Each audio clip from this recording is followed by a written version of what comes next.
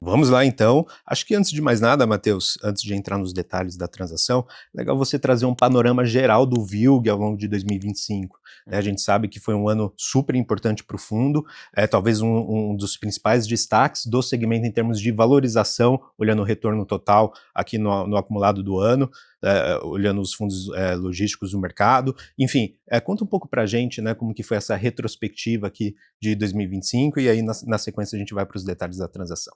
Claro.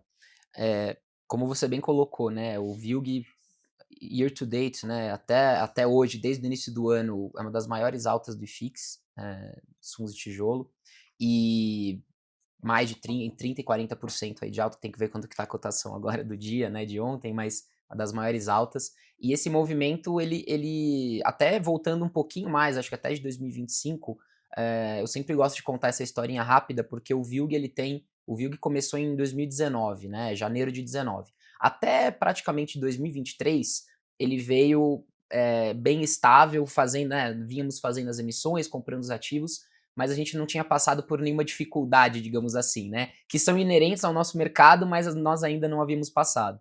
Então a gente teve uma grande vacância lá em 2023, que foi a vacância da L'Oréal, no nosso ativo do Rio de Janeiro, no Caxias Park. E lá foi o começo ali da tempestade, digamos assim, no final de 2023, quando a L'Oréal saiu do imóvel e a gente teve que trabalhar essa comercialização. E junto com a L'Oréal, né, nessa esteira, logo após, alguns meses depois, né, no início de... a gente teve também a questão lá com a Tokstok, que eles também não pagaram um aluguel, foi meio que no mesmo ano ali, e a gente teve esses dois problemas, né? Então acho que desde lá até hoje, já vai fazer na média aí 2 anos disso, o VILG sofreu bastante no mercado secundário. E a gente, como gestão, né, como eu falei, são problemas inerentes ao nosso business, né? Vacância, inadimplência, isso acontece. Uhum. Então a gente veio trabalhando todas essas questões. A questão com a Tokstok só foi um evento pontual de um mês, então a gente veio tratando junto ao inquilino e nunca mais houve esse problema de inadimplência, e nesse ano a gente conseguiu reduzir o espaço deles lá no Extrema Business Park Bloco 1. Então a Tokstok hoje ela ocupa 2 módulos dos 8 do empreendimento, então ela reduziu de top 1, top 1 no sentido de relevância do fundo para top 7, então a exposição foi bem reduzida a ele, e no Caxias Park a gente fez a alocação de 100% da área que tinha ficado vaga, né? E mais diversificado. A L'Oréal ocupava um galpão inteiro, lá no Caxias Park são 3 galpões, que nós chamamos de G1 a G3. A L'Oréal ocupava o G1 inteiro, então eram 40 mil metros quadrados, bastante coisa. Hoje, nesses mesmos 40 mil metros quadrados, estão 8 inquilinos diferentes. Shopee, Fabrimar, Casa e Lazer, entre outros. E a gente tem hoje um ativo muito mais diversificado. E nesse momento ali, que foi basicamente ali no final do ano passado, que a gente teve a nossa cotação mais baixa no mercado secundário, o VILG chegou a bater cotações aí de R$69, R$70, porque a gente vinha, essas locações que foram feitas, elas tinham carência, alguns descontos, o próprio mercado demora também um pouco para reagir, né, a essas ações da gestão. Então, ao longo de 2025, né, digamos assim, a gente veio colhendo os frutos desse trabalho que foi feito em 2023 e 2024.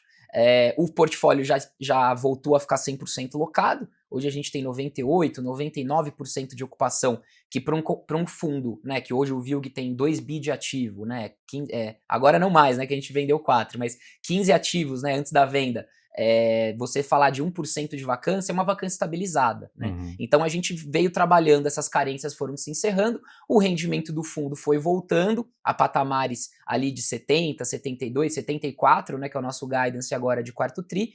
Então foi muito fruto de tudo isso. Não só isso, mas acho que esses foram os 2 principais pontos, né? Esse trabalho de recuperação ali dos indicadores operacionais, principalmente da vacância do Caxias Park, e também a resolução ali do problema, entre aspas, que nós tínhamos no Extrema Business Park Bloco 1, que hoje a Tokstok passa a ocupar só 2 módulos dos 8, né? Então, e aí tudo isso culmina na venda, que aí sim é uma outra, aí é pra gente olhar daqui para frente, o patamar até aumenta, né, do que a gente já vinha, nós já estávamos muito satisfeitos com o nosso patamar atual, guidance aí a próximo de 74, o ano que vem, sem a venda, nós já estaríamos indo para algo como 75, 76 centavos por cota, mas agora com a venda muda um pouco a dinâmica, melhora, né, muda para melhor, então a gente pode explorar um pouquinho mais aí também. Então, vamos lá. Mas eu só pegar esse gancho, né? Você foi preciso assim no seu comentário, né? No sentido de que, desafios inerentes à atividade imobiliária, né? Claro que os investidores muitas vezes ficam frustrados com alguma vacância e tal, mas faz parte, né, do jogo imobiliário. Inclusive quem tem imóveis, investimento direto em imóveis, também passa por isso, normal.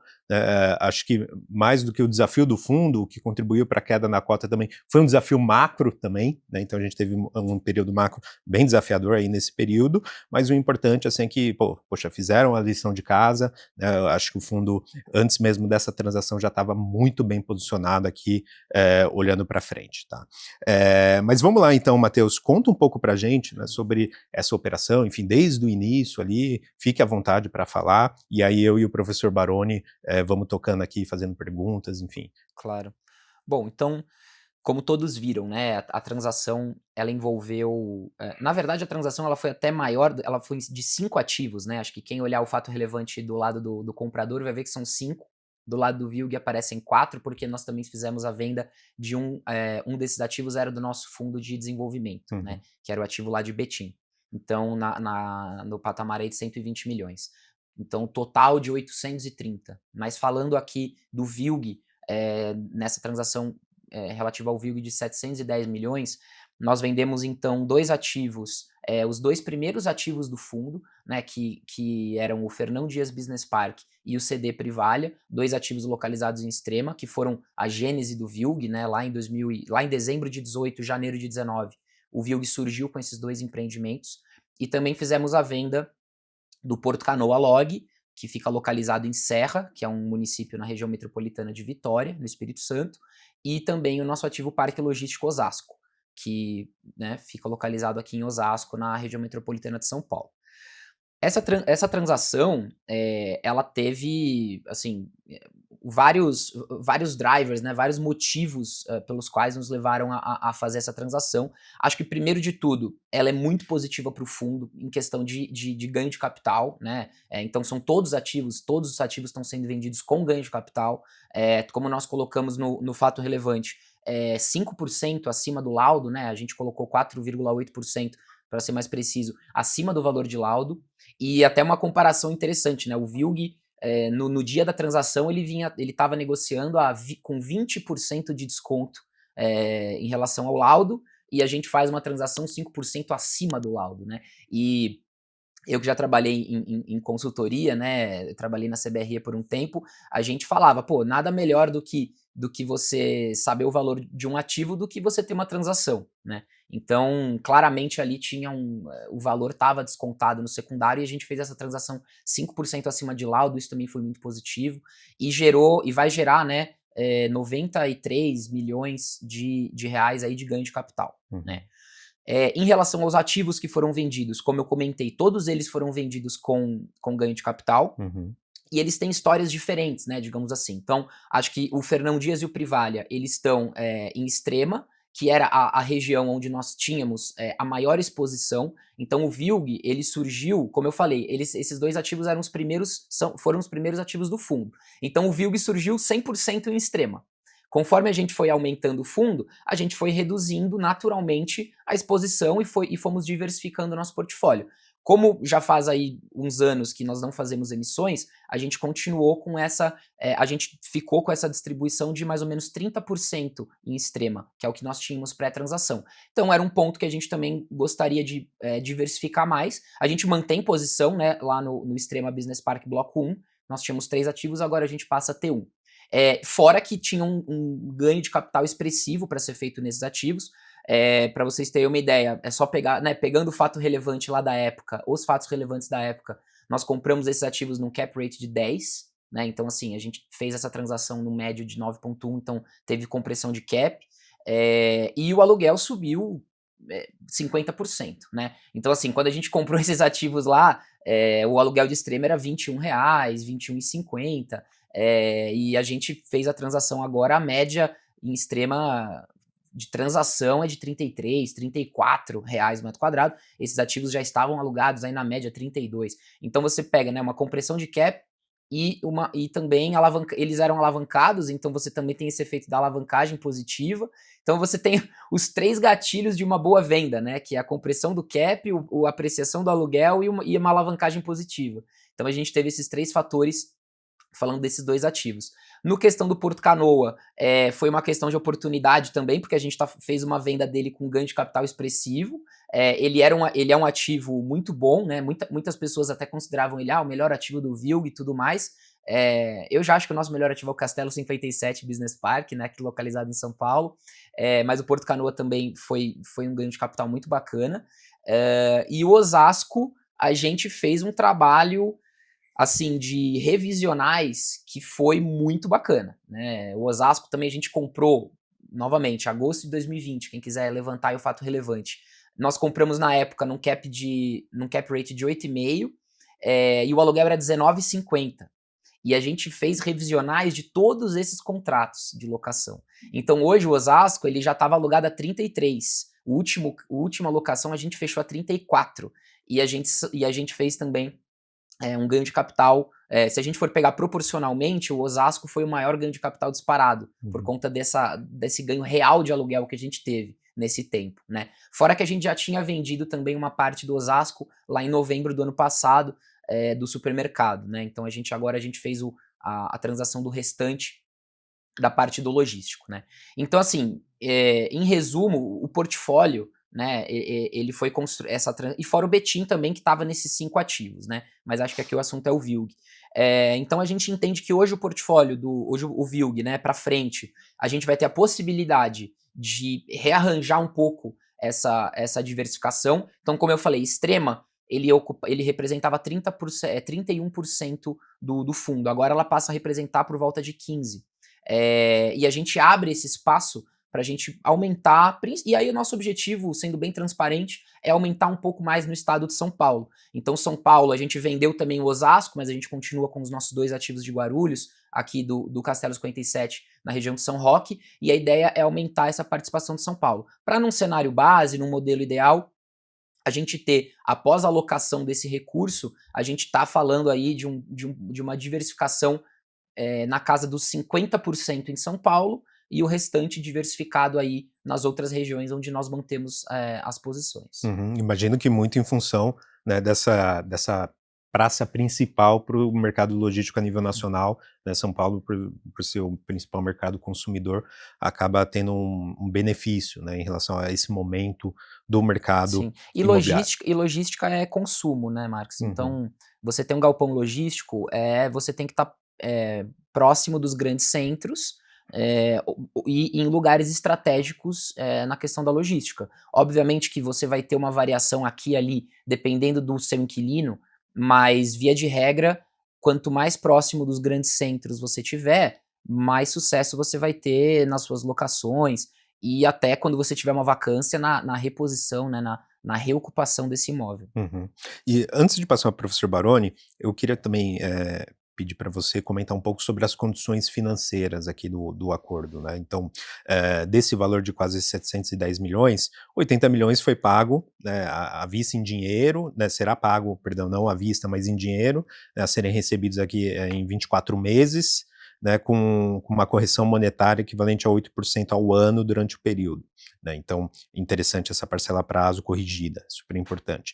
Mas o principal valor aqui da transação, em torno de 582 milhões, serão recebidos por meio de cotas do HGLG. Conta um pouco para a gente, né?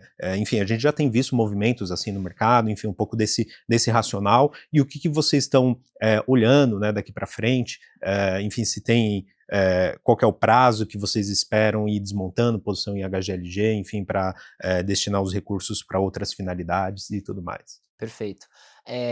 Muito bem colocado. Então, o preço, né, de 709,6 milhões, ele foi recebido praticamente todo à vista, em cotas e por meio da cessão do CRI, tá? Então, até explicando essa questão, os ativos de Extrema, né, tanto Fernão Dias quanto Privalha, em conjunto, eles tinham esse CRI atrelado, que a gente chama de CRI Fernão Dias e Privale, ou CRI Extrema, e esse CRI ele foi absorvido pelo HGLG, pelo comprador. Então parte do preço foi esse CRI que a gente cedeu, e a outra parte, 580 milhões, já recebemos à vista em cotas, e os 80 milhões ficaram para daqui 24 meses, e também há uma parcela intermediária de 120 milhões que vai para o outro ativo, né? Mas falando de VILG, foi essa parcela à vista de 630 milhões, arredondando, parte cessão de CRI, parte cota, e 80 milhões em 2 anos corrigidos, né?